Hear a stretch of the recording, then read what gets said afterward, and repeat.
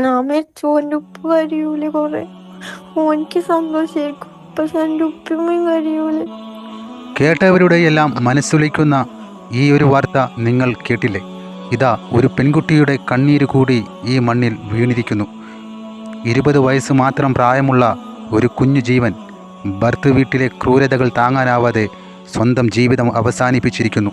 കണ്ണൂർ വളപട്ടണത്ത് നിന്ന് കേൾക്കുന്ന ആ അവസാന ശബ്ദ സന്ദേശങ്ങൾ കേട്ട് നെഞ്ച് പൊട്ടാത്ത ഏത് ഉമ്മയുടെ മനസ്സാണ് ഉണ്ടാകുക?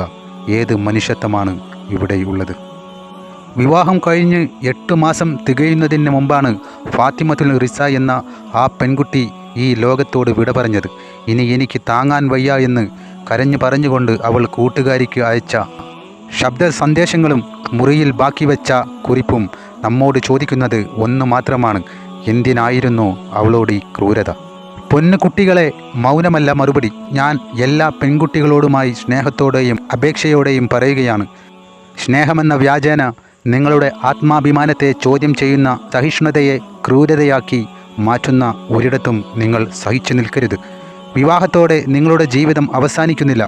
ഭർത്താവിൽ നിന്നോ ഭർത്തൃ വീട്ടുകാരിൽ നിന്നോ മർദ്ദനവും മാനസിക പീഡനവും നേരിടേണ്ടി വന്നാൽ അത് സഹിക്കുന്നതല്ല ഉത്തമ സ്ത്രീയുടെ ലക്ഷണം.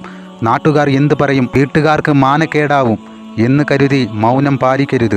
പെൺകുട്ടികളെ, ഒരു വാടക വീട്ടിലെ സുരക്ഷിതത്വമില്ലായ്മയേക്കാൾ ഭീകരമാണ് നിങ്ങളെ തല്ലിച്ചതയ്ക്കുന്ന ഒരുവനോടൊപ്പം ഒരേ മേൽക്കൂരയ്ക്ക് കീഴിൽ കഴിയുന്നത്.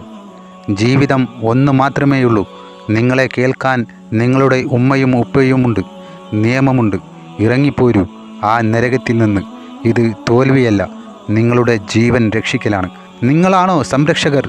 ലഹരിയുടെയും അഹങ്കാരത്തിൻ്റെയും ലഹരിയിൽ ഒരു പെൺകുട്ടിയുടെ ജീവിതം തകർത്ത് കളയുന്ന ചില ഭർത്താക്കന്മാരുണ്ട്. ആണത്തമെന്നാൽ പെണ്ണിൻ്റെ മേൽ കരം ഉയർത്തലല്ല.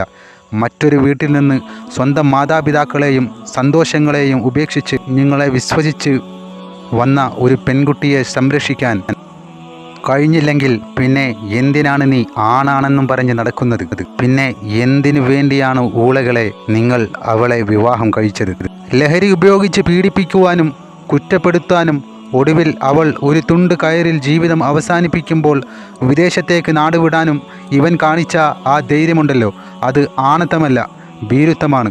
സ്വന്തം ഭാര്യയുടെ കണ്ണീരിന് വില കൊടുക്കാത്ത അവളെ തല്ലിച്ചതയ്ക്കുന്ന ഓരോ പുരുഷനും ഓർക്കുക, ഒരു പെണ്ണിൻ്റെ ശാപവും കണ്ണീരും നിങ്ങളുടെ വരും കാലങ്ങളെ വെറുതെ വിടില്ല. ഒരു പെൺകുട്ടിയുടെ ജീവനെടുത്ത ഇത്തരക്കാർക്ക് നിയമം നൽകുന്ന ഏറ്റവും കഠിനമായ ശിക്ഷ തന്നെ നൽകണം. പ്രിയപ്പെട്ട മാതാപിതാക്കളെ, നിങ്ങളുടെ മക്കൾക്ക് നല്ല വിദ്യാഭ്യാസവും ആത്മാഭിമാനവും നൽകി വളർത്തൂ.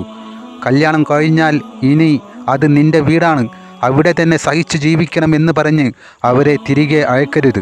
മക്കൾ കരഞ്ഞുകൊണ്ട് നിങ്ങളുടെ അടുത്ത് വരുമ്പോൾ അവർക്ക് തണലാകുക.